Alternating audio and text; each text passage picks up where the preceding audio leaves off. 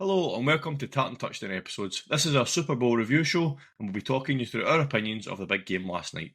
From the euphoria of the opening kickoff until it was time for TV off and bed, what a show was put on last night. It's not like us to miss any of the key talking points, but we're going to be humble and we'll take you through it all.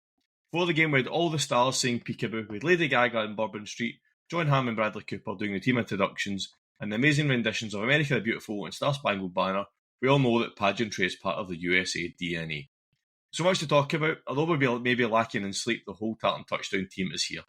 Sarah was at a Super Bowl party for the game, while myself and Gav had a party on our own in our own houses for one. Sarah, how are you and what a game that was? I am great. I'm obviously tired, but that's fine because my body still said it's a Monday morning, so you're waking up at 7 a.m. But yeah, no, what a game. It was great to see it surrounded by a group of fans who support every and all team, even if the focus was on one of those teams in particular. But no, it was great. Yeah. So I'm suffering, but I'll push through for you guys. The joys of being a European American football fan. Always. Gav, how you doing yourself? You couldn't really take your eyes off that game in disbelief last night, could you? What was happening? No, I think as we'll get into, but nobody really saw that game coming the way that it all panned out. Yep, very much hanging in here today. I think we've kind of mentioned it's the trials have been a European-based NFL fan. I'd seen a lot of on socials they had the map with the kickoff times across the world, and I'm definitely thinking it might be a good discussion point for our guest coming up soon on maybe shifting the kickoff time forward a couple of hours. I think we could make that work, but yeah, that's maybe one for another day to take to the commissioner.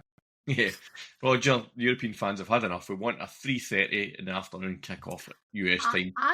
I saw a video on TikTok of somebody who was based in the US being like, why is this on so late? Why do we not start it earlier? And then people obviously were saying, why can't it be on a Saturday? And so who knows? Who knows? I'm sure that'll be a conversation that is brought up. Yeah, the other conversation keeps coming up is they should make the Monday after the Super Bowl a national holiday. Holiday, yeah. It doesn't work for us though. That's no use to us. No. Until they play a Super Bowl in London, then no. I guarantee that'll be on a Saturday. Yeah, probably. Yeah. I think they talk for next year, or at least once they get their 18-game season, which is coming, not next year, but it's not far away. I think we all know. But if you add another week onto the season, then I think a week today, so the Monday, a week after the Super Bowl, is an American holiday. It is, yeah.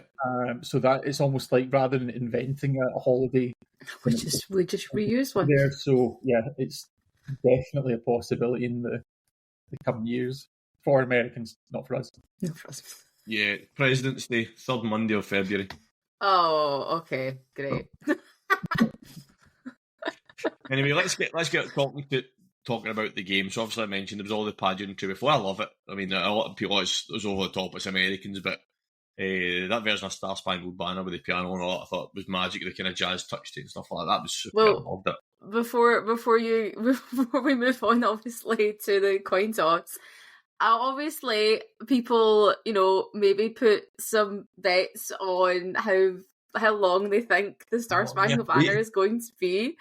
And there were several people around where I was last night with their phones out with timers trying to clock it. But interestingly, it depends. I assumed maybe wrongly that it actually started as soon as whatever the instrument that they would play it with normally starts, but actually it's when the person starts singing. The first so one. I thought it was over, but actually it was under. So those of the bets must have been panicking because he got to the end and he said the same bit 3 times at the end, and I was like, "Just go on, wait, go on." Just hurry up, finish it. Whereas the people who were like over were like, "Keep going, one more time." But no, but yeah, that was super. I always find it hilarious, and as much as I am a massive playing geek, when you have a fly past on a dome stadium, I just don't understand that as well. That was another thing. But anyway, so this is something we see this throughout the NFL, and I can understand it why in the regular season why this happens. But the Super Bowl, it's obviously going to be the same logic. People would think, "What's he talking about?" I'll come to the question in a second. I don't understand it, the Super Bowl, because of the importance of it. So, Gav, the Chiefs won the coin toss last night. They defer, right? So if those that are not sure, that basically means that the Chiefs get the ball in the second half, so that they give basically the option in the first half to the Eagles where they want to kick or where they want to receive. But for me in a Super Bowl, with everything that's going on, I think you want the ball first. You want to get the lead, is what I think. Gav, what's your thoughts on it? Is deferring the right option in a Super Bowl? I think it just depends on how the game plays out. I think if you want my personal opinion, I think it's just something that's trendy. I'm pretty sure that it started with the Patriots. They're the ones that really made a big push under Belichick and Brady about saying we want the ball in the second half. And then all of a sudden people think psychologically. I get the point. If you can have a strong first half, knowing you're getting the ball to start the second, it puts you in a great position. But at the same time, it's the same advantage one way or the other. The question is, do you want to bet on your offense, go out and make a statement first? Do you want to bet on your defense and make that stop to open up the game? And I think everything is kind of cyclical in the league. So right now, everyone seems to want to defer. I think it could just as easily change in the future. Yeah, I mean, like you say, you bet on your defense, you bet on your offense. If you're a Chiefs fan, surely you're going to bet on your offense. You're wanting Patrick Mahomes on the field on that opening drive to try and get you a 7-point lead. Saying I can see in your face you're going to disagree with me here, but I just feel like if it's a Cowboys, I want us to take the ball and I want us to go and score and get the lead. I'm not saying it's going to guarantee to happen, but that's what you want to try and do at the start of a game like that. Surely not, Sarah?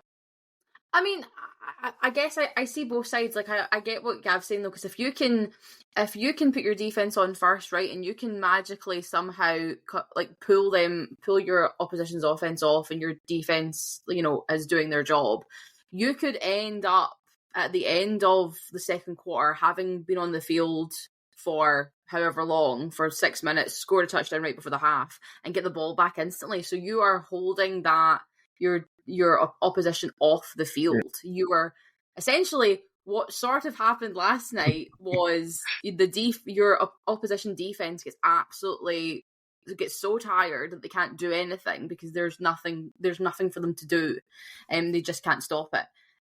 So I can see why you would maybe defer and take it in the second half. Yeah. But again, like I don't think it's maybe as like rooted in anything as people maybe would think it would be. I think logically, if you look at it, if you're winning and you get the ball at the start of the second half, you can extend your lead.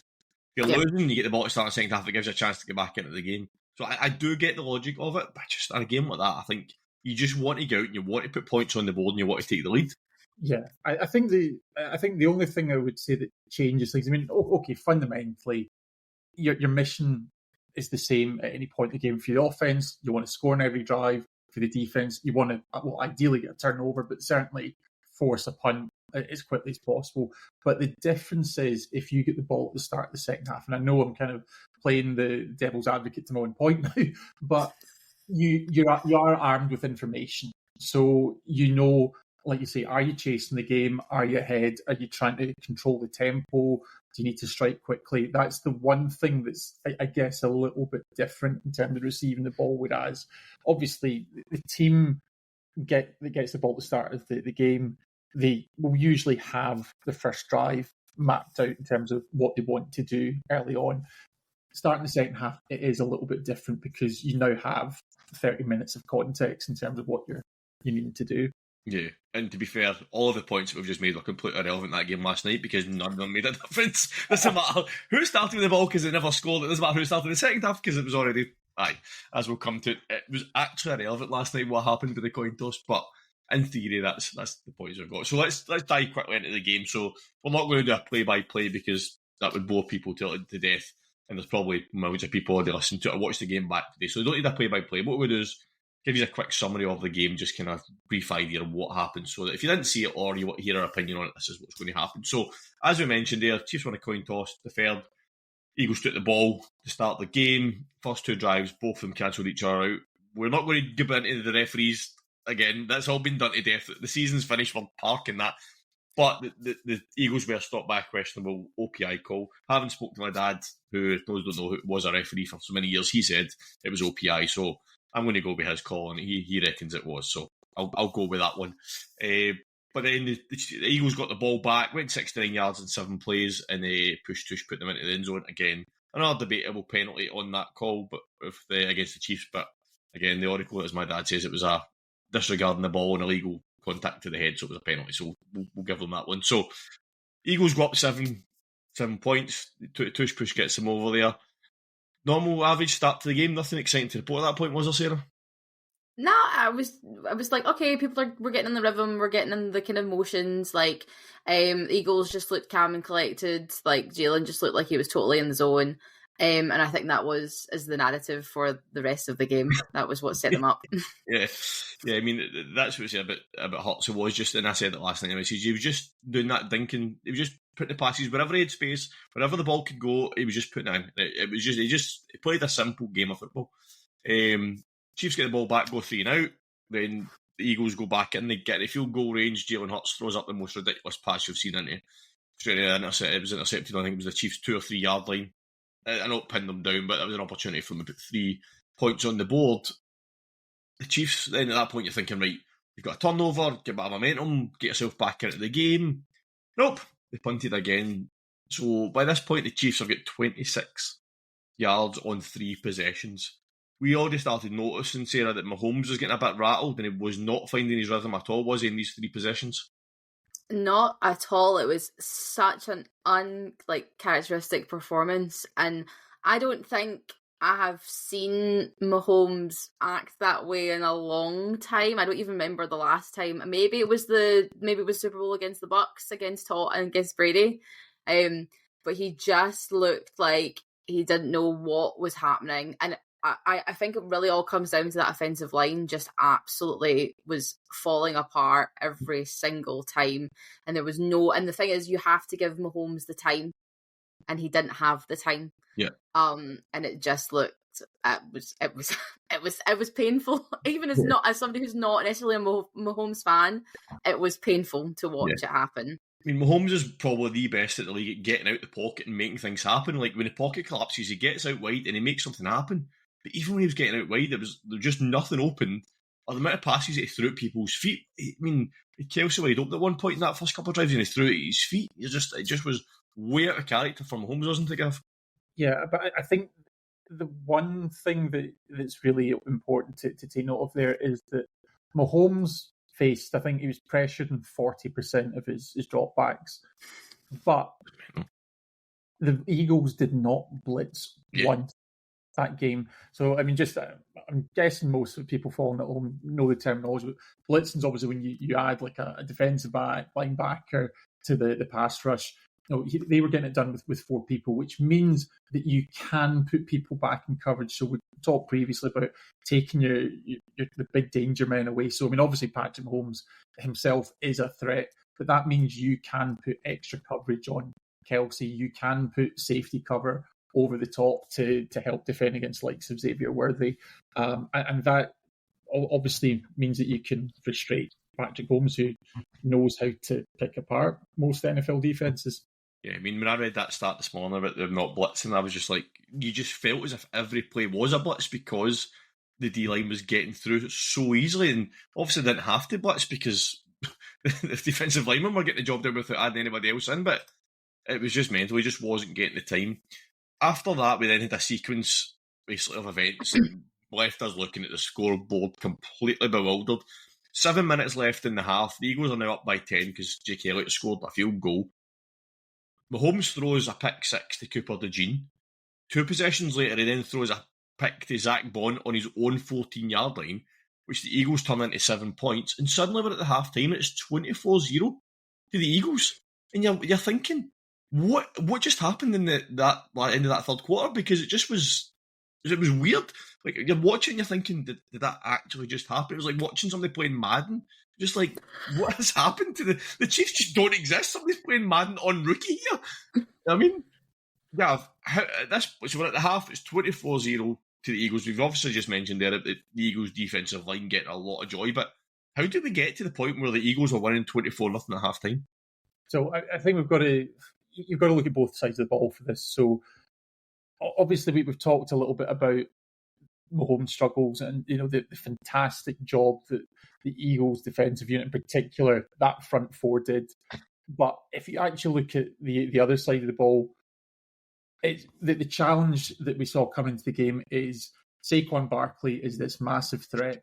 And the Eagles did game plan to take it away from him. I think he did struggle with his footing a little bit at times. You saw him slipping without any real pressure on the Superdome turf. But they had an answer, and that answer was Jalen Hurts.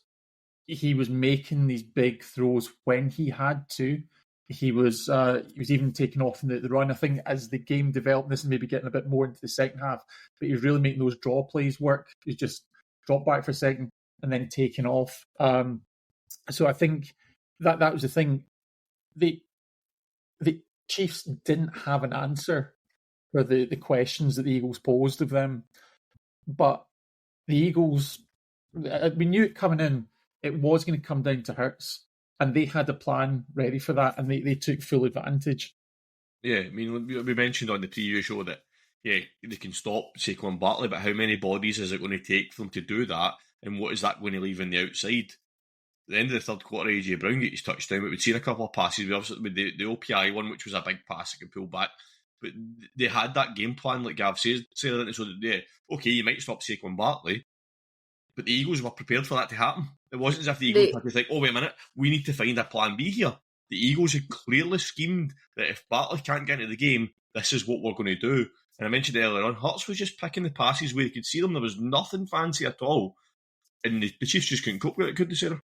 No, there was nothing that wasn't straight out of a playbook. There was no big fanciness. There was no I was upset there was no Philly special, but there was nothing that was out of the ordinary. It was a very okay, here's a one-on-one how to play offensive football, and it was great and it worked because maybe they did expect they would do something a bit out there and a bit different and anything. And I cannot believe that. I'm going back to Mahomes, but that pick six to Cooper DeJean, that is an absolute belter of an interception. For a rookie, coming in on his birthday, I just couldn't believe it. I sat there and I was gobsmacked because it was so quick to get it. Yeah. And I think that the key element was that their defense was ready to do what they had to do, and they were getting the ball by hook or by crook, and they were going for it. And then they couldn't answer it because everything was getting covered, nobody was open. It was a shambles. I think we mentioned this on the offensive side of the ball. They schemed up very simply, a very simple game plan to work. But on the defense, again, there was nothing fancy. There was no big complex blitzes with a pulling corners from nowhere to blitz and stuff like that. It was simple. Rush from the line and cover everybody else. And it was so simple in terms of the game plan. I don't know if that just took the Chiefs by surprise that it was so simple. The game plan that the Eagles had was, let's just keep this as simple as possible. I don't know if it just completely confused the Chiefs. Let's say we're 24-0 at half time, but the Chiefs have got 26 yards of total offence at half time.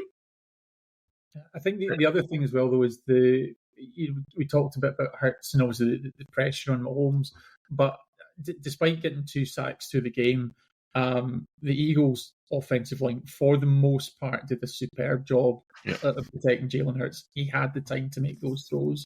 Yeah.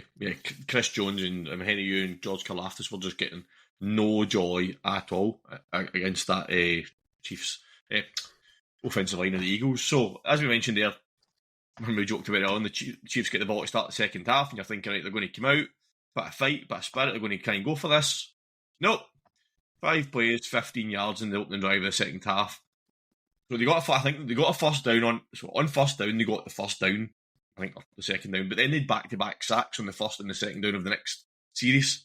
And suddenly they're backed up, and suddenly the ball's back with the Eagles. So the Eagles then just continue with the same game plan as they've had for the first half.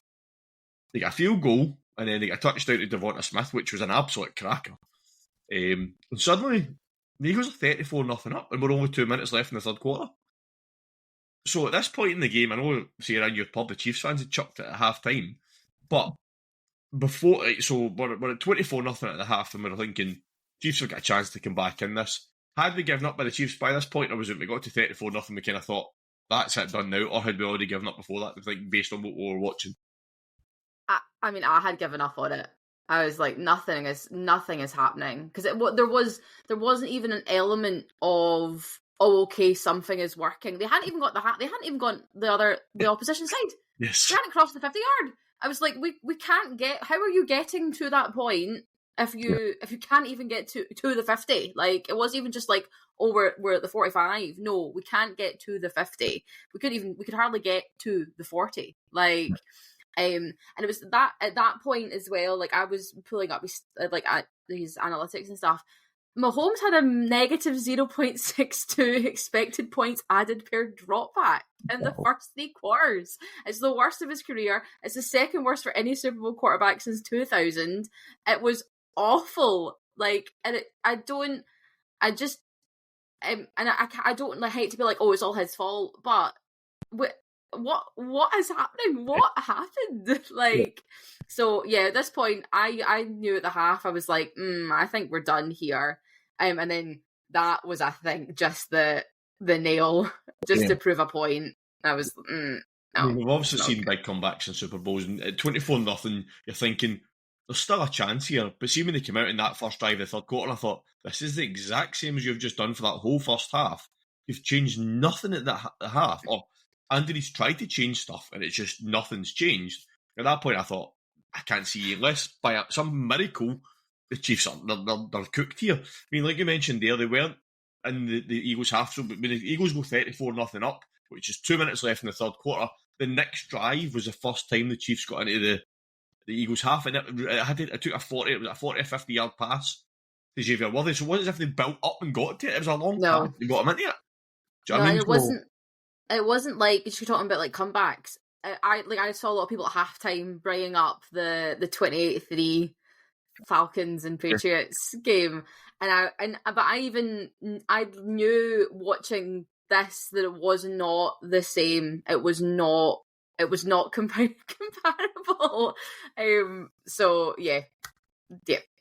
Yeah, but at the end of the third, just about at the end of the third quarter, so we've 2 minutes to go because there was something happened after that. But it's 34-0 to the Eagles. 2 minutes left in the third quarter. What's your thoughts at this point?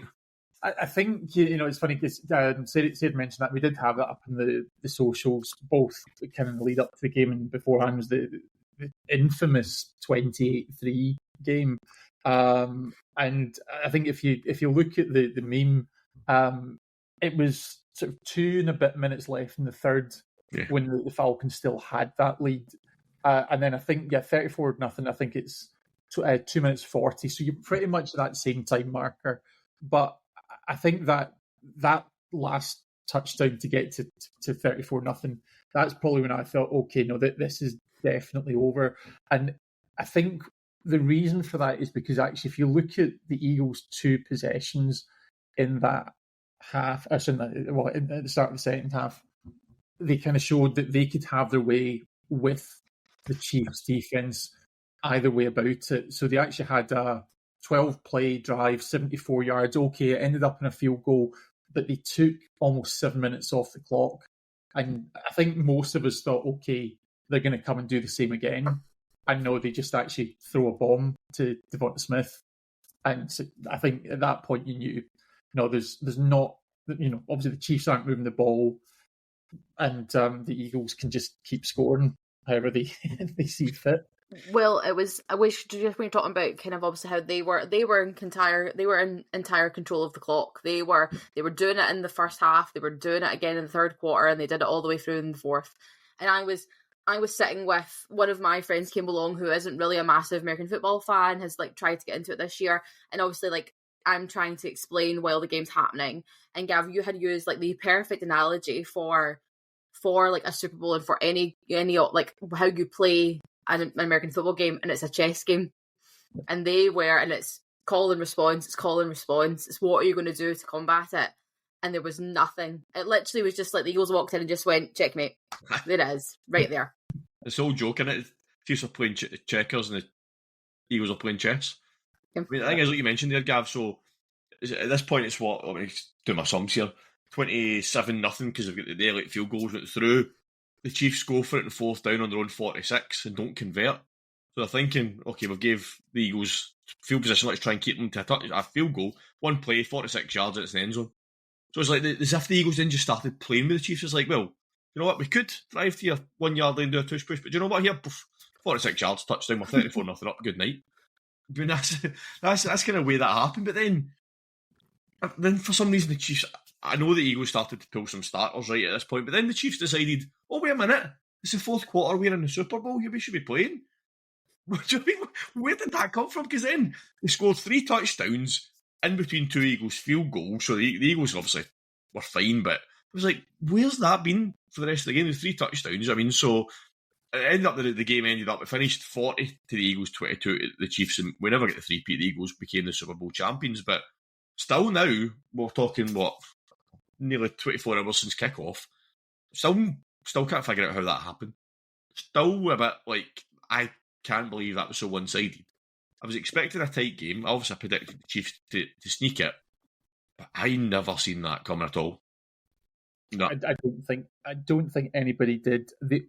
Trying to look for answers. I mean, I don't have a specific axe to grind with the Chiefs, but I will always tend to go against the dynasties. It was the same when the Eagles beat the Patriots. I backed them in that situation as well. And the only thing I'm going to say is, who have the Chiefs really beaten this year? I mean, we talked about the Ravens, who they beat in week 1, but you can bounce back from week 1. They've had 2 playoff games before the Super Bowl.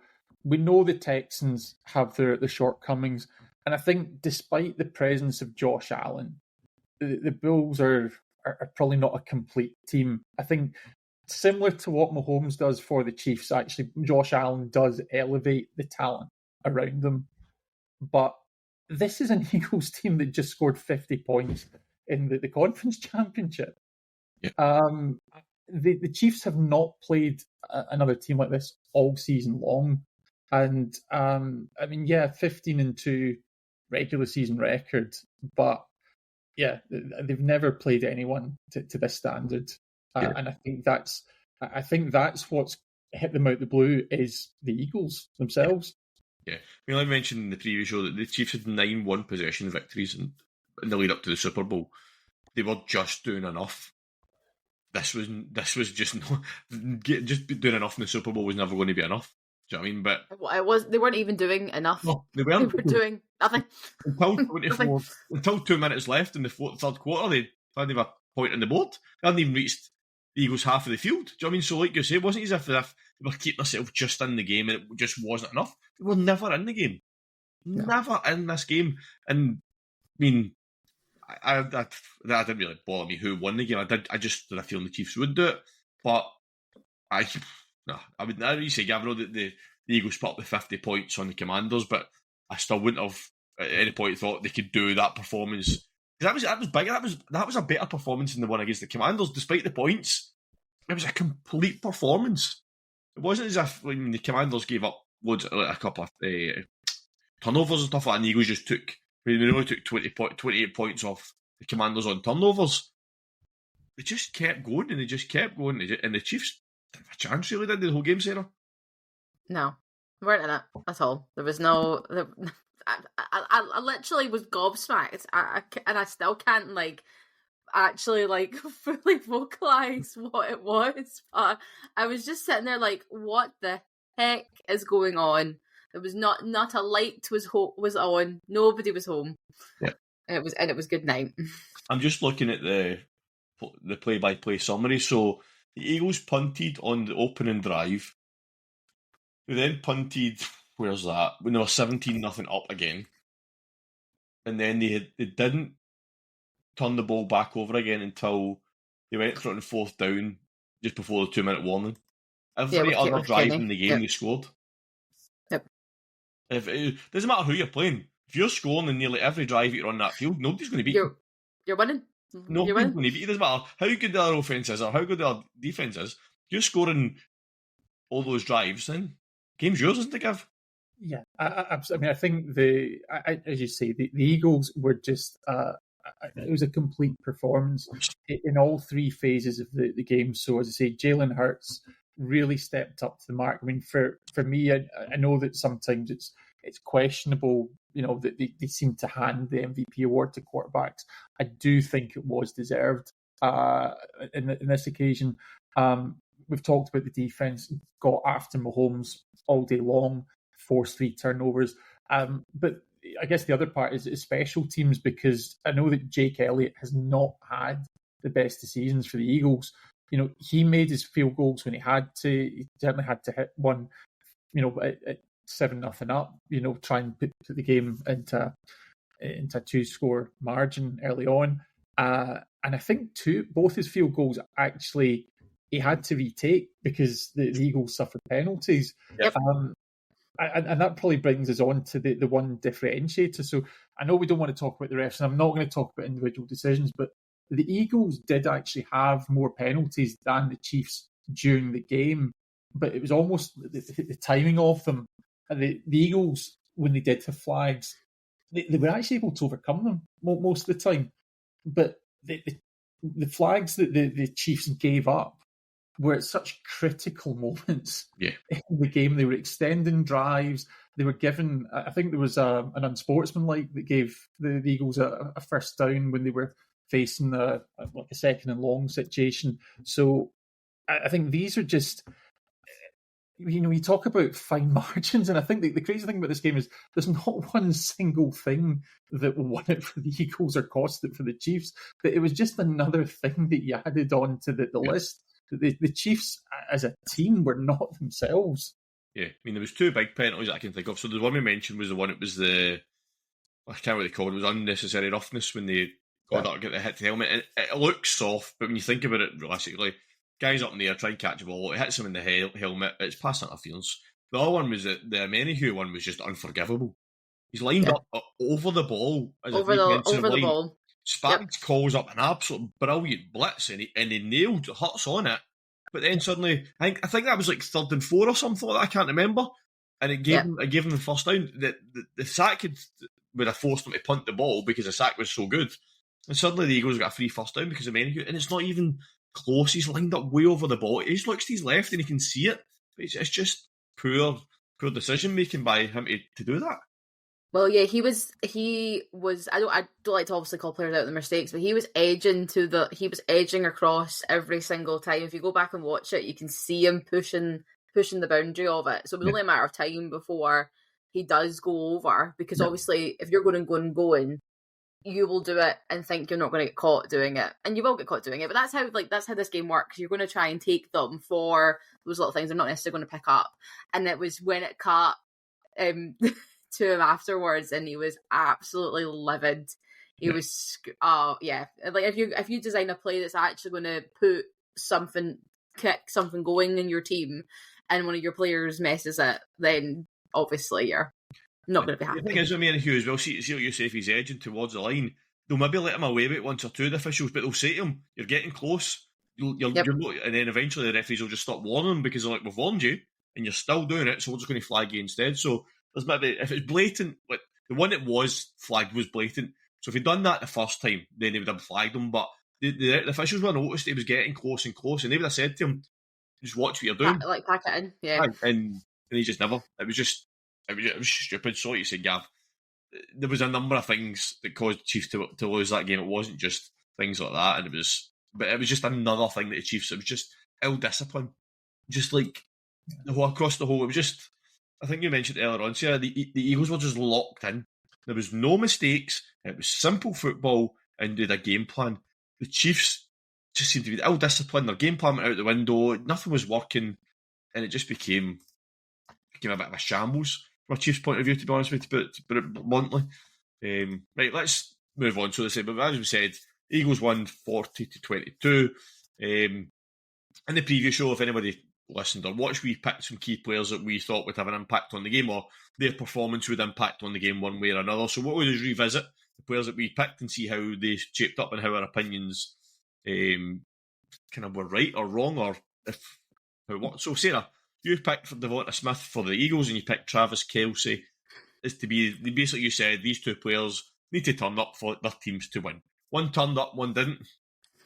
And I got one of two. Like, woohoo! Devontae Smith was great. 6 receptions, 89 yards, scored that pivotal 46-yard touchdown, which was that final nail in the coffin. Which is also, I didn't realise he's the first player drafted from Alabama to score a touchdown in the Super Bowl. Yeah. What a nice achievement to top off a great performance. So yeah, congrats to him. He was fab. And then I don't know what happened with Kelsey. It was 4 receptions for 39 yards, not a catch in the first half. And obviously he's now obviously surpassed Jerry Rice's record for most career Super Bowl receptions during the game. But I don't really know if you really celebrate that at the moment. But it's odd, like, it's so interesting because we spoke earlier about how Mahomes was obviously, when he was passing to Kelsey, it was so low. He was almost like he was having to turn and like drop to try and catch it. And obviously that's maybe an issue with Mahomes, but Kelsey's made those catches before. He's done that before. So I just don't think it was the day. It wasn't. Something was just off. Yeah. And obviously there's all this talks now of, will he come back? Will he not come back? And I guess we'll see. I think if they had won, we would maybe be having a different conversation that I maybe think he would have hung up.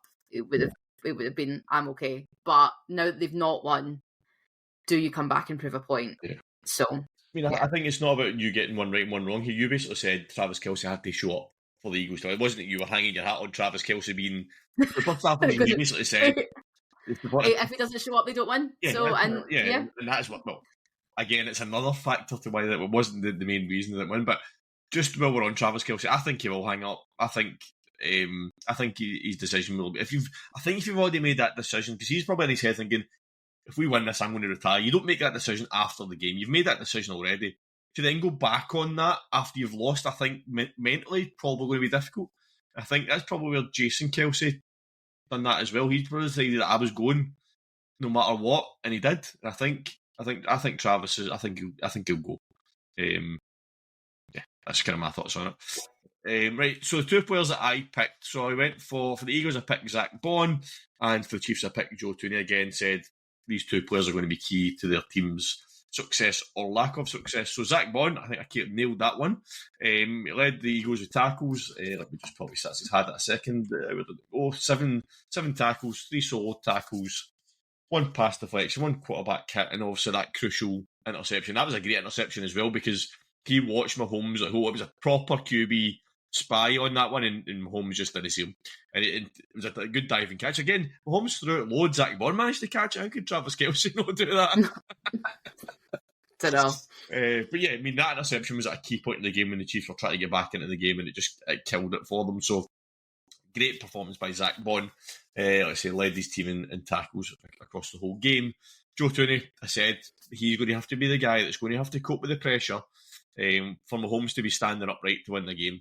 I think my exact words were, the Chiefs can't win this if Mahomes is on his backside. Paraphrase myself, I said something to that lead. Yeah. That was pretty true, wasn't it? 6 sacks for that Eagles defensive line. Not even the Eagles defense. 6 sacks for the Eagles defensive line, because they didn't send anybody else to him. Joe Tooney struggled all night, but the whole offensive line for the Chiefs struggled. But yeah, and I think I was speaking to a Chiefs fan today, and he basically just said, look, offensive line's a shambles. They're playing players out of position. It was going to break at some point. They've been bending all season, and suddenly the Super Bowl broke. Well, there's that moment that he actually gets sacked by his own player. His own player tackles him and takes him down, and I was like, "Oh my gosh!" I was like, we have no awareness of what's going on. Yeah, those back-to-back sacks as well. That was I mean, the Eagles' defense didn't need any more firing up, but to get back-to-back sacks as well was just crazy. I mean, and the sacks came from across. In fact, we'll come on to the Eagles' D in a minute. Talking about these 2 players. So Zach Bond absolutely led that Eagles defense and from the linebacker position. Joe Tooney done nothing. I said, yeah, Mahomes was on his backside. The Chiefs lost. There we go.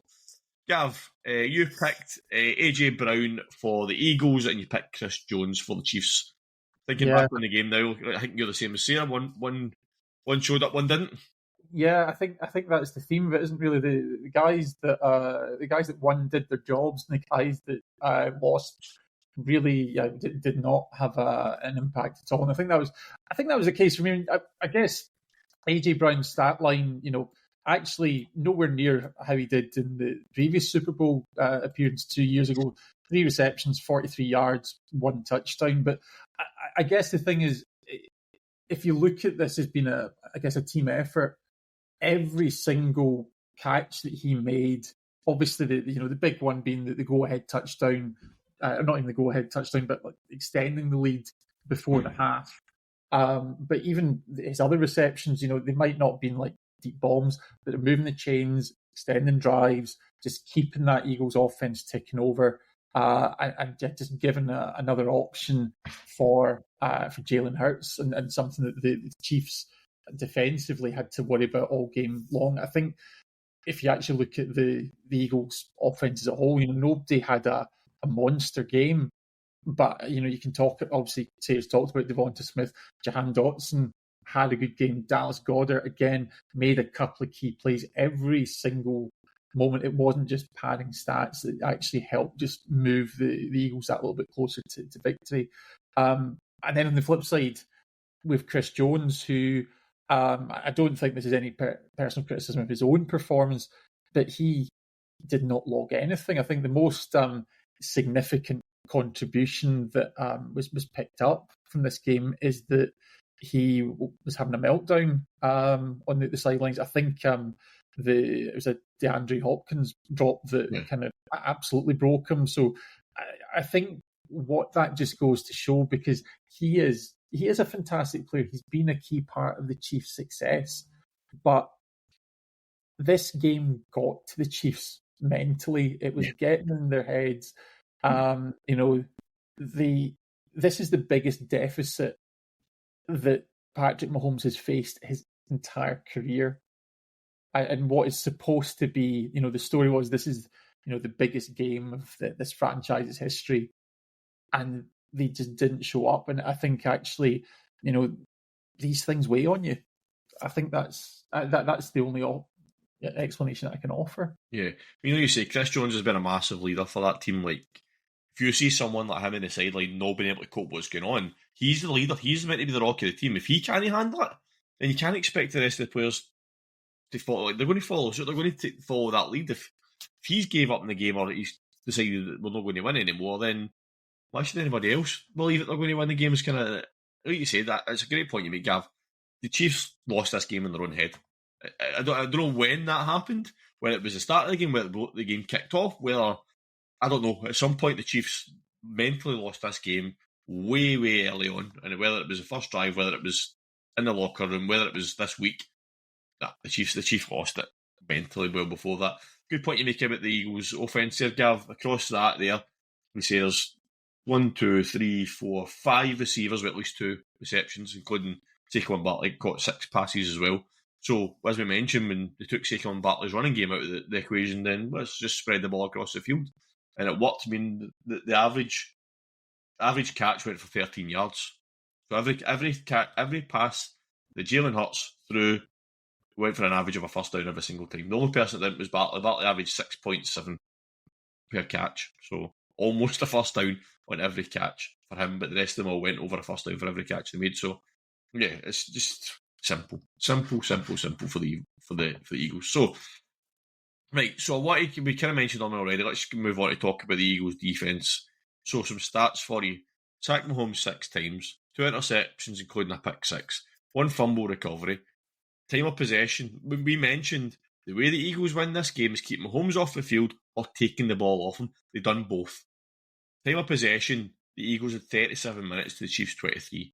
And as we mentioned already, the Chiefs didn't get in the Eagles' half until 2 minutes left in the third quarter. And at that point, they had 65 total yards. 2 minutes left in the third quarter, and the Kansas City Chiefs have 65 total offensive yards.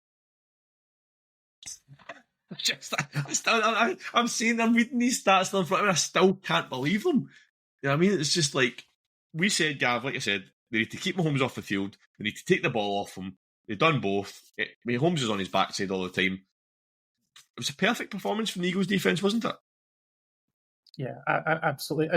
But I think I don't think I've ever seen a performance quite as dominant as this. And I mean, over the years, and I guess I've been watching Super Bowls probably for about 25 years now, you quite often come up in situations where it's, number one offense against number one defense, and it's surprising how often it is the defense that comes out on top.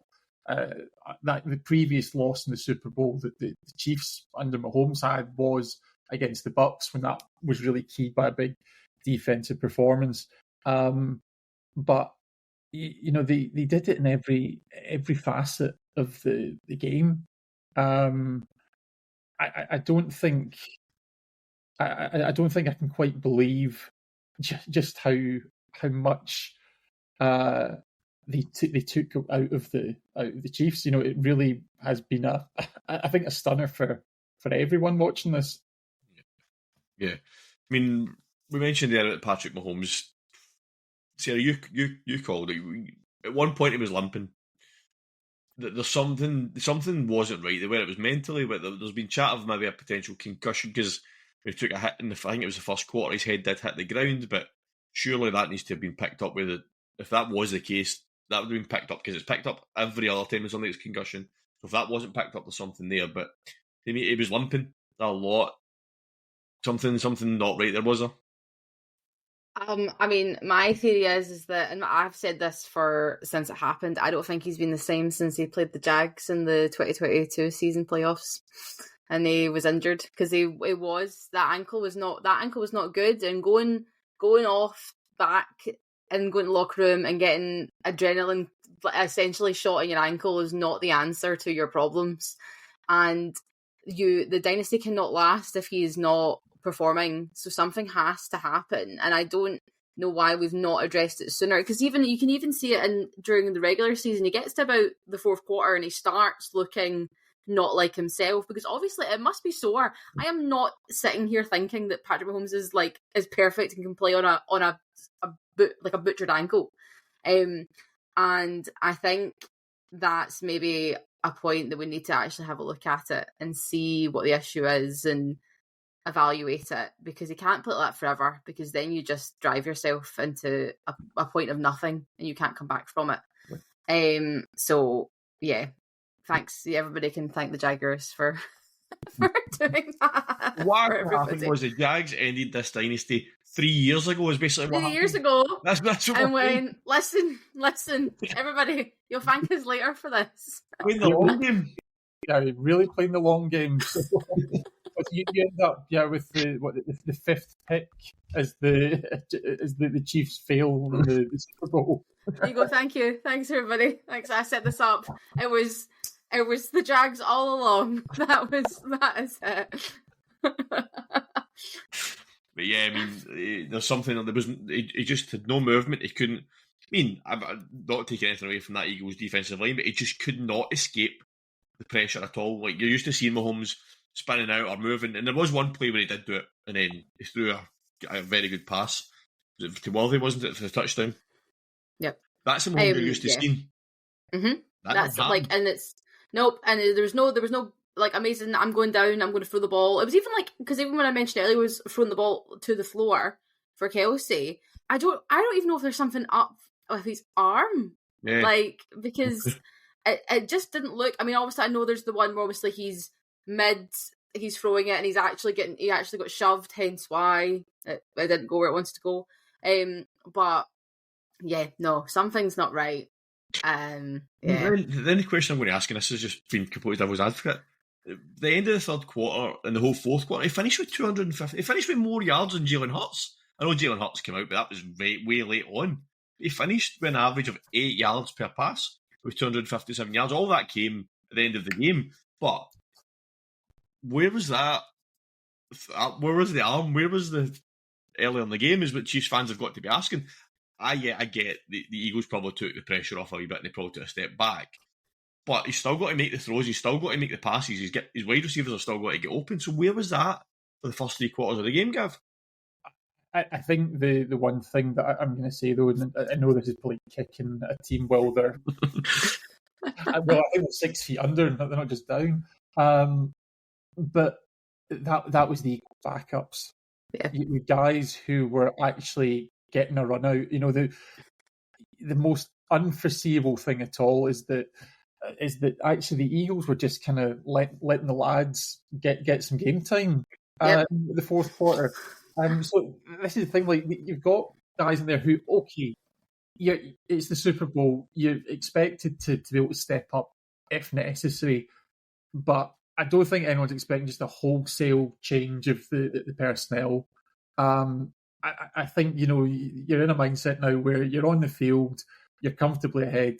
I don't think that, Mahomes was facing that team that was beating him up for 3 quarters at that stage. So I do think that, there's plenty of teams that go to maybe not prevent defense, but softer coverages when they've got a big lead, just try and, give up the small things, bleed the clock. But I think it wasn't just that. The personnel change, I think, was probably a big factor in that for me. Makes it even more embarrassing, though, doesn't it? That in the fourth quarter, it wasn't like within the last 2 minutes. In the fourth quarter, the Eagles had their starters out that game. So, I mean, they started mixing up my Gatorade with 8 minutes to go. 8 minutes. They started mixing it up, and I was like, "You're kidding me on!" I was like, "This is not how it happens." All those players will be happy with their appearance bonuses anyway. Yeah, I think that's the thing. Nobody had a scenario where Kenny Pickett was kneeling out an 18-point advantage. What a guy! Good for him. Good for you, Kenny. Good for you. Yeah. That'll be a quiz question in years to come. Who was a quarterback that was on the field when the Eagles won the Super Bowl? Yeah. Right, let's move on then. So, game's done. We've analysed both teams. Quick wee bit for you. So, obviously, as you mentioned, Gav, Jalen Hurts got MVP. Alternate MVP for me would have been Josh Sweat. If MVP was decided at the half that Josh Sweat had it in the bag, nobody was touching him. 2 sacks, 2 tackles for loss, 3 quarterback hits. And him plus the rest of the line were key to Patrick Mahomes, just as we mentioned, just not getting going at all. He absolutely dominated, and I thought he was superb all night for the Eagles. Sarah, who would you have given it to? I mean, you've took my pick, which is fine. I sent these out the notes about 2. You did. That's what I said, and it was right there, and literally in black and white as I'm looking at it. You took my pick, which is fine. And then I know who Gav's going to pick, so I'm not going to pick that person and is going to fight for the corner. But I mean, I think Devontae Smith had a great game. Like, he was there when you needed him to do it. Again, that was the final nail in the coffin. I think that's really what drove it home, that was it. There was no comeback from this. Cool, calm and collected. And yeah, overall, a great performance. Gav, so why was it pick Kenny Pickett then? No, I think I kind of hinted at it earlier. Now, I'm going to be the case for the defence here because, as I say, sometimes it doesn't take very much for the winning quarterback to be handed the MVP in the Super Bowl. But for me, coming in, I said it already, Jalen Hurts, he was the man that had the question mark against his name. We knew that Saquon Barkley was the offensive linchpin of this Eagles team, and the Chiefs were going to game plan to shut him down, which they did. They did stuff him up. But all through that game, right from the first quarter, Hurts was making throws when he had to. Obviously, he hit that dagger to Devonta Smith in the third quarter, that he was making conversions on fourth down. I'd say there's a big one to Jahan Dotson early on in the game. As the game evolved, he was taking off in those quarterback draw plays. So I think, as much as there's not an epic stat line, I think, as I say, there was this is a guy that came in with expectations, and repeatedly throughout that game, he was making crucial plays. And yeah, had probably one of the most, dominant Super Bowl wins that we've seen for some time. Yeah, I mean, I was ready to go, Sarah. No, I was going to say, I know we've obviously hardly mentioned Saquon Barkley because obviously there was nothing happening for him, but I think it's just a total. Obviously, we know what he does. He sits on the sideline and he reads books, and he does all those things, and he's just pretty much happy to go along with the flow and whatever. But I think he was he must have known in the first quarter that this is the game plan. They're going to just stop everything I'm doing, and he was never once opposed by it. He was never once I'm going to do it. And I think he is also a key player in why they won, because there was never a big flashy moment from him to be like, I need the ball and I need this and I need that. There was no screaming, there was no huffing and puffing. And that it was a team game. They were all in it. They were all rooting for each other. And I think that is another key point for why they did it. Yeah, 100%. We mentioned on Thursday night when we done the preview show that that's what's going to be key, is that what are they going to do? What are they going to scheme against Bartley? And I think the words I said, there's not been a running back where teams are terrified of them for a long time in the league. The Chiefs set up purely the game plan for Saquon Bartley and just seem to forget that the Eagles actually have other weapons. Mm-hmm. I mean, ultimately that's what happened. And Hurts, I would say Hurts 100% deserved the MVP. I'm not denying that, but if an alternative for me would have been Josh Sweat, but Hurts 100% deserved it. It was, like you say, Gav, often it's very easy to give the quarterback the MVP because he threw the touchdowns or whatever, but Hurts' complete performance did deserve it. Right, so what I'm going to do, I know the notes, I'm going to skip a bit, guys. I'm going to just come to what's next first. I know I've changed the notes around because we're talking about the team, so let's just continue with that theme at the moment. So let's talk about what's next for these teams then. So the game's done, we've talked about the analysis of the game. So let's start with the Chiefs first. So the three-peat is gone. It's not happening. Travis Kelce, I think, retires. He's then gone. They've got some very key players that are going to be free agents next summer. Where do the Chiefs go for here, Gav? Well, I think that is the big question, isn't it? A lot of it comes down to who returns. I mean, the Chiefs, as we've said already, they lost a Super Bowl quite heavily back in 2021. And, they continued to be consistently, next year, I think the Bengals made the Super Bowl, but they still made the championship game, Kansas City, and then obviously went on to get 2 Super Bowl wins and then last night's loss. So when it happened before, it didn't set them back. They've also had to deal with the loss of players previously. Of course, there's a lot of money committed to Patrick Mahomes. Tyreek Hill, prime example of a player that's had to get moved on from the team for largely for money reasons. But we're now going to go through that cycle again. And when you think about great dynasties, and because the Chiefs are a dynasty at this point,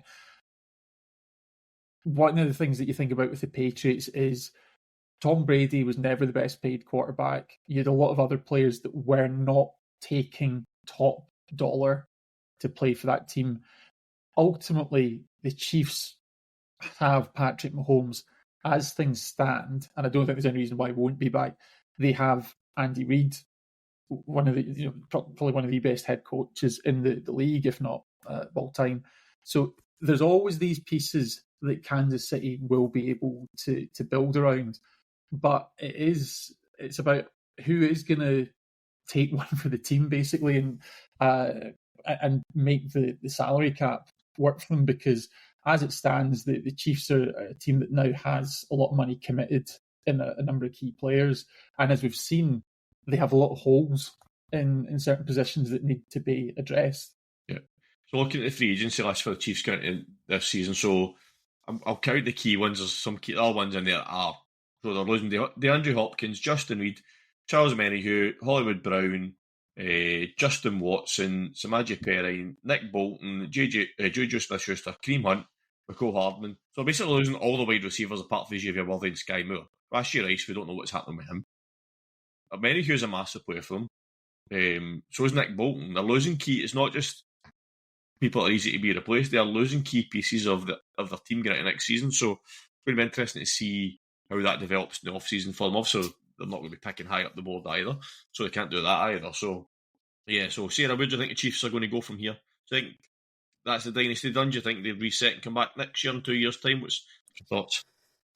Yeah, I think, they have. Maybe it is done. I guess the big thing, just obviously, Gavin, you mentioned there about how the big thing about Tom Brady when he was with the Patriots was that he wasn't making all the money. He was like, no, I want you to build a team around me. And I guess it'll be interesting because obviously one of the Chiefs' main nemesis is the Bengals, and Joe Burrow has come out and said that he will restructure his contract so he can keep everybody around him.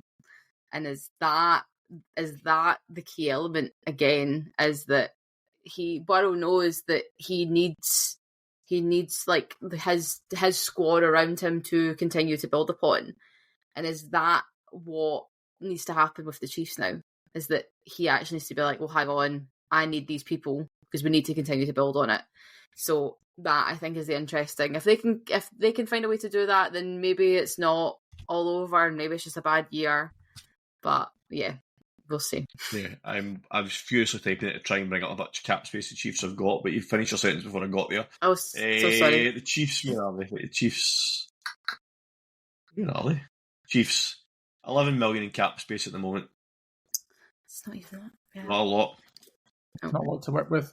It's not a lot to work with at all. So, yeah. And I guess the other thing you think about is with free agency in terms of who you could bring in. And again, I'm drawing that parallel with the Patriots, is that they had a strong track record of bringing in big name players who really wanted to get themselves that ring. Obviously, had likes of Randy Moss, Chad Ochocinco.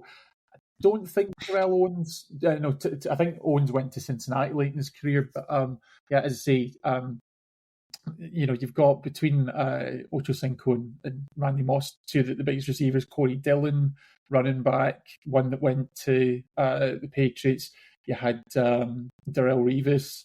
A lot of players would go to be part of that setup. But the way that the Chiefs lost there, as I say, you've got Andy Reid, you've got Patrick Mahomes. They were quite heavily beaten. So if you are someone who is not as money focused that wants to go to a competitor, and you're looking around the league, is Kansas City your destination of choice? You've got other teams out there like the Buffalo Bills, like Detroit, who have a lot of pieces, like Baltimore Ravens. There's other teams out there who maybe you're thinking that they are actually the stronger package. And I know, obviously, the Chiefs are the ones that got to the Super Bowl, but I think we know they've got a lot of work to do.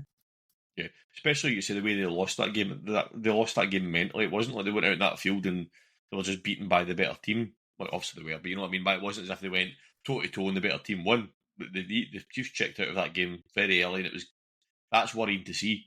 But that's probably worrying to see from an Andy Reid point of view, and a front office point of view, is like, what happened for those players to check out of that game so quickly? And I mentioned they had 11 million cap space. That is actually the third lowest in the league of the teams that are in the black, if that makes sense. A lot of teams are way over the cap at the moment. The Chiefs have got the third lowest amount of teams that are actually in the black, so they don't have a lot of space. So they're going to have to do some magical magical moves with numbers to make options available. So let's flip over to Gav, when you go. I had one point. I think we've kicked the Chiefs a lot. Sorry. I'll probably offer one silver line from them. What I don't think they'll do is I don't think they will panic. No. This is a well-run franchise. Yeah.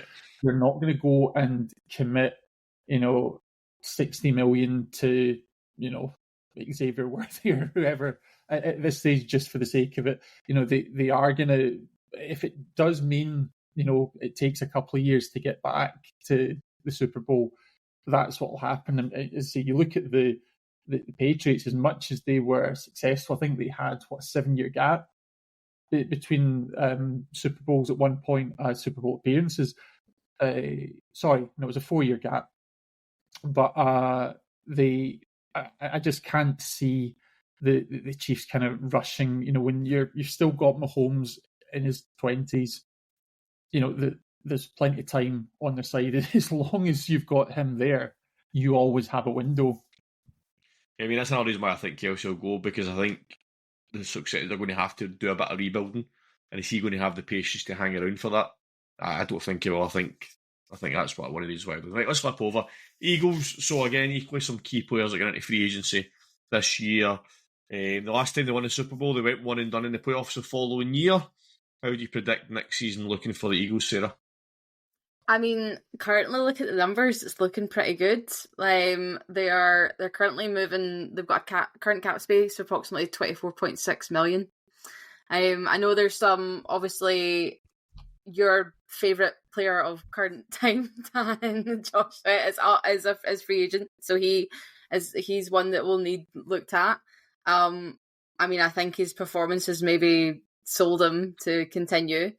But I mean, your other key is obviously like Zach Bowen is obviously another one that's up as free agency is up. And like Milton Williams is another one. Like a lot of their there's two of their offensive linemen and a lot of obviously their defense. But I think they could do it. Obviously, Nick Sirianni's contract is up next year as well, end of next year, so he would be needing a contract extension depending on how they perform next year. But again, like, I think his value is as they are. Like, I think it's obvious that the team like him, and I know there was backs and forth obviously with him and Hurts and what was going on there, but I feel like we've maybe let it sit now.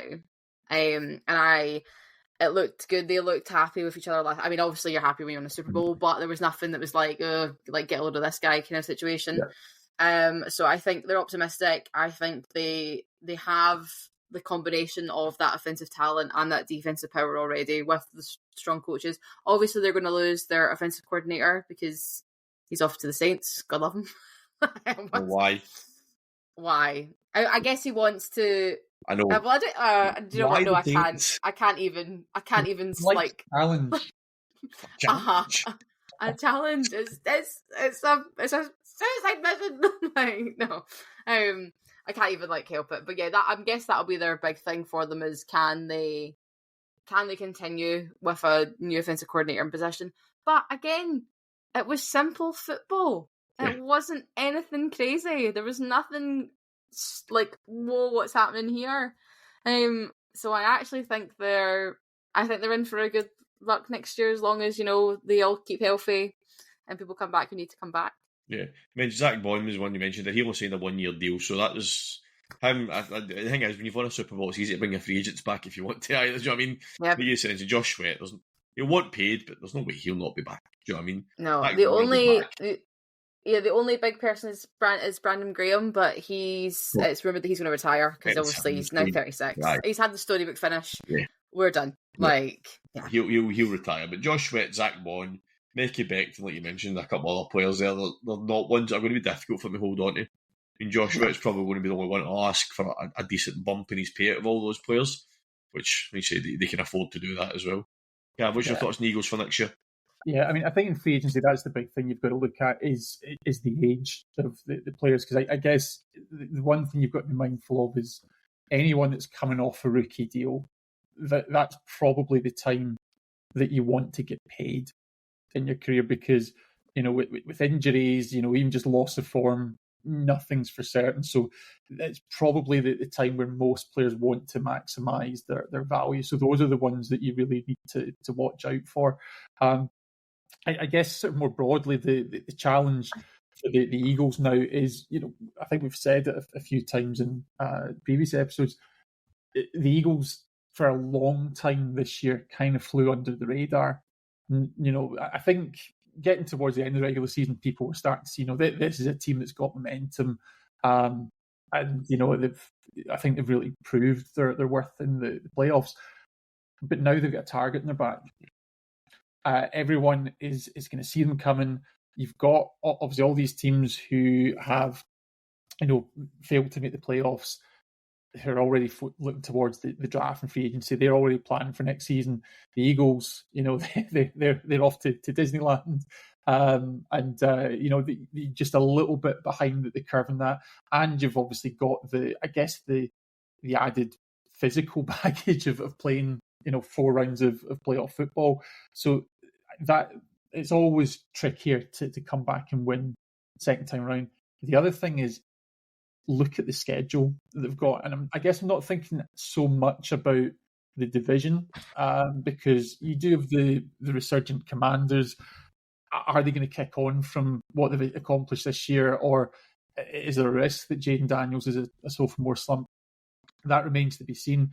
But if you look elsewhere in the schedule, they've got that first place schedule, which, as we now know, with the 17-game season, includes AFC opposition.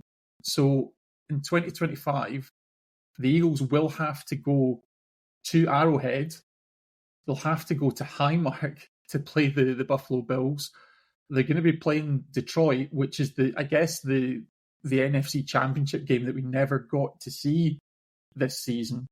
So there's going to be some big games on their schedule. And I think, making a way too early prediction, it's not out of the question to see the Eagles not just make the playoffs, but winning the division again. But are they going to take a few lumps along the way? Is that path going to be that much more difficult? Are they going to have to go on the road next season? And that's before you think about the realities of injuries and bad luck that comes their way. So it's definitely going to be trickier for them next season. But I mean, if you look at that performance last night, what a platform to take it on from. Yeah. Just to add to your list, Gav, that list was scary enough as it was. They've got to go to Lambeau as well. They've got to go to Minnesota as well. And that's before you get, as you mentioned, before you get to the original games. You know what I mean? So that is a tough run to go to the Bills, to go to the Packers, to go to the Chiefs, to go to the Vikings, home to the Lions. But yeah, that's going to be interesting how that one plays out for them. But we know there's not. When was the last time we had back-to-back NFC East champions? Must be touching on nearly 20 years now, isn't it? 17, 18 years or something like that. So they'll not win the NFC East next season, as we all know. I'm not saying neither of us are going to win it, but it's not going to be the Eagles. Right, let's wrap up talking about that's us wrap. We'll finish there. Game's done, Super Bowl's done, the season is finished. Let's rewind slightly because we skipped this because I wanted to keep talking about the teams. The halftime show. What a show that was. I mean, I said on the previous show, I don't really know much about the guy. I know of him, know the controversy, the diss tracks and that, but that was a stunning performance all around. I mean, I'm going to give myself a pat in the back for noticing that it was set like a PlayStation controller. I'm going to take that one. I'll take my win from that because, and I have read a bit of the stuff today about the imagery and the symbolism it was about because he represents how his game is like a video game is why they set that up like that, which is pretty cool. So that's the bit of imagery that I took instantly from it. Sarah, I know you've done a bit of reading today about all the rest of the imagery and all that sort of stuff, but first, before we get to that, what a performance first. Absolutely stellar. It was so good. Like, I've seen a lot of people, I think a lot of people have gotten used to the pop and like the high energy and like in that sense, like performing high energy pop is different from performing high energy hip hop and R&B and rap. Like that man was throwing was so quick, and there was not a single bit that was like, oh, we've messed it up, and that's hard. Like, and he did it. Yeah. So in terms of the symbolism, the imagery, then what was in there? Because there was loads, and I've read up on it today as well. There was loads. I mean, how long are you going to give me? Like, no, like I could sit. Well, I mean, I've got a whole paragraph on a certain part. So, and I think that's the key driving point of the whole thing. So I will go for it. Right. So obviously his opening line essentially is the revolution will be televised. You got the right time, but the wrong guy. There is no, if you do not know what he's referring to there, I can't help you. I'm sorry.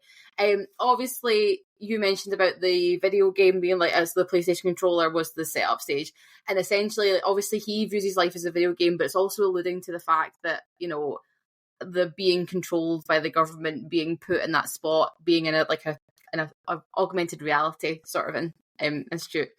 The big thing was obviously it started and it was like, welcome to the Apple Music halftime show, blah blah blah, blah.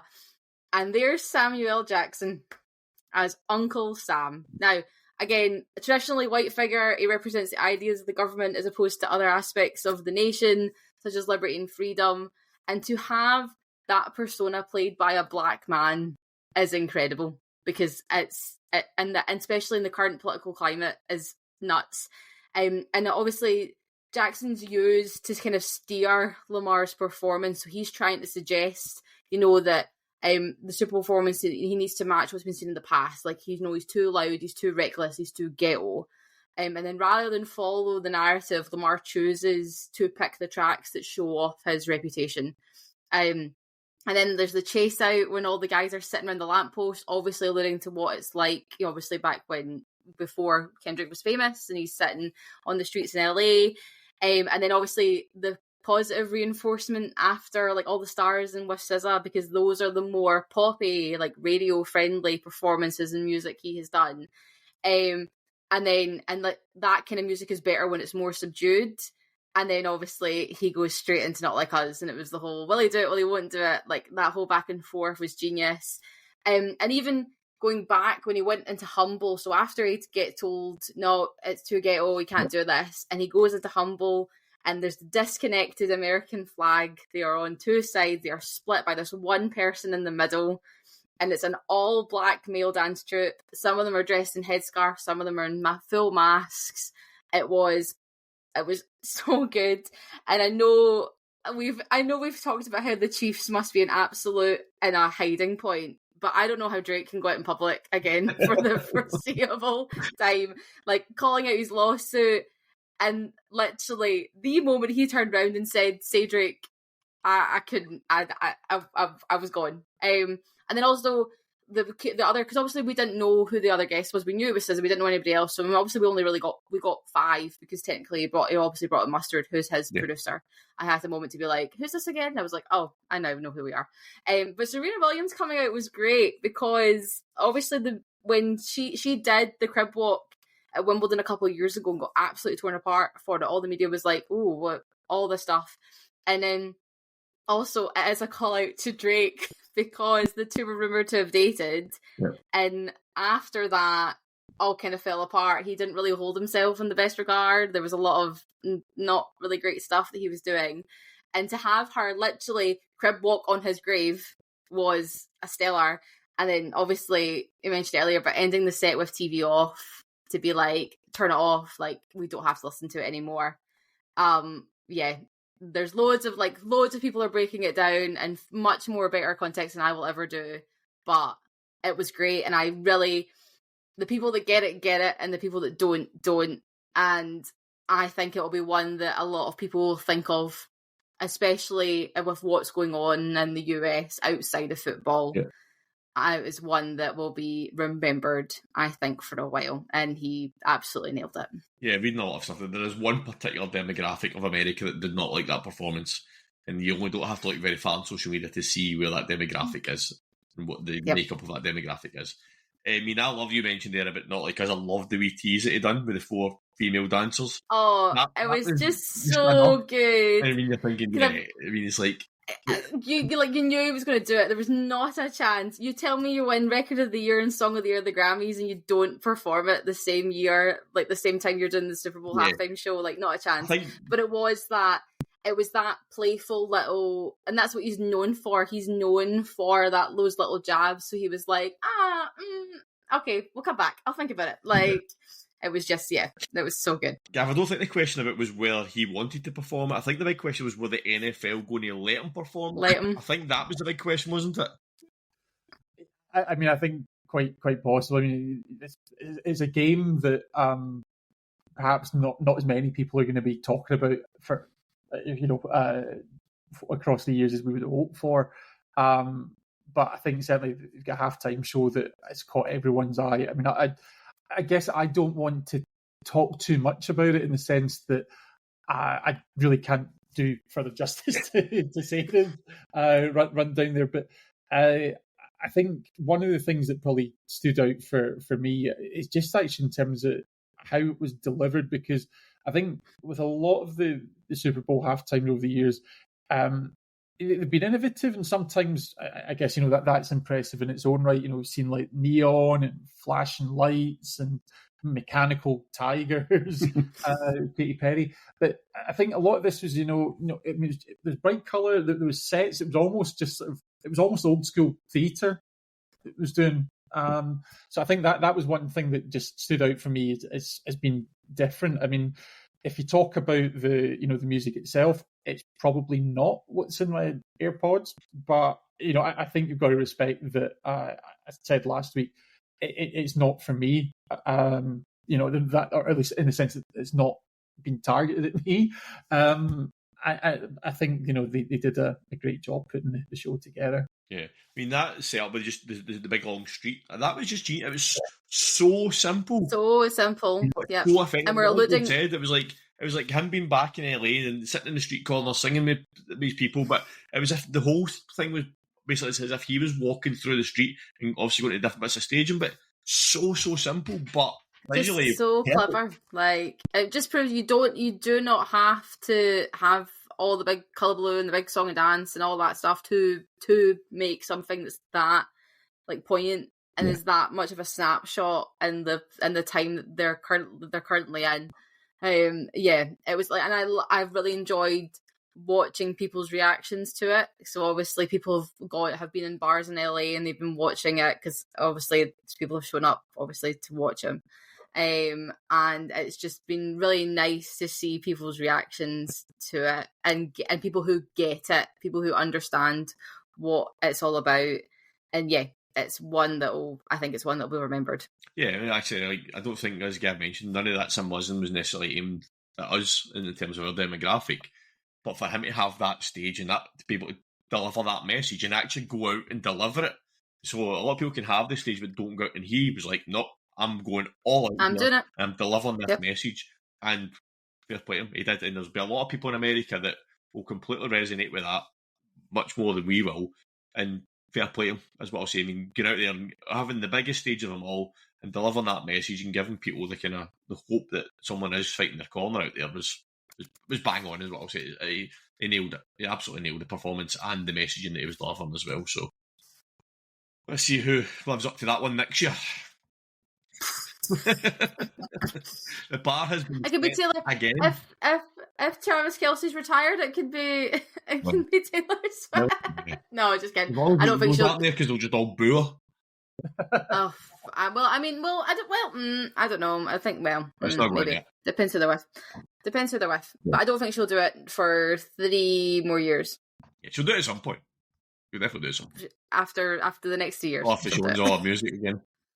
Well, no, because it's something else, but it's fine. She wouldn't do it with somebody sitting there.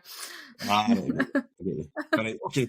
Right, so we'll wrap up this again. We've went quite a long time, but I've enjoyed the chat tonight. So we'll wrap up the chat in terms of that's the end of the NFL season, which normally for American football podcasts would be we'll park it and we'll see you next season type thing. Well, not for us. So we've enjoyed bringing you weekly shows. It was something we decided to do at the start of January. Bit of a trial and error thing. Let's do some weekly shows. So what we're going to do now, we're going to take stock, we're going to go away and we're going to think about weekly shows and how that looks going forward, deciding how that's going to work and what you want to see here from us. So it's been well been 3 months for us. I still can't believe we only launched 3 months ago. It still blows my mind. But in conversation with our series of podcasts and chats with people across the world of American football, that's going to continue throughout the whole off-season. We've got some special guests lined up already for the months ahead. We're going to continue to support the grassroots game in the UK and across the world through our social media. We'll be attending game days and tournaments throughout the off-season, and that's something that we feel very passionate about and something we'll be doing going forward. The three of us want to thank you all for your support so far since we've launched. Like I said, just because the NFL season's shutting down doesn't mean we will be just ramping up. This is us just getting warmed up. That was our warm-up. It was a pre-game warm-up the last 3 months. This is when the real kick-off starts. It was our pre-season. That was pre-season. That was pre-season for us. It was as a let's see how this goes type thing, and it has been phenomenally received by all you people that are watching, listening, supporting us on social media and downloading the podcast. So we appreciate all of that. Our next in conversation will drop on the 17th, so a week tonight. We have a very special guest from down under. It's one that me and Gav we've been talking to this person for numerous months. And then when we moved into the Tartan Touchdown, we've continued that conversation. And we're now going to finally get a chance to sit down and have a conversation with them. We're recording this week.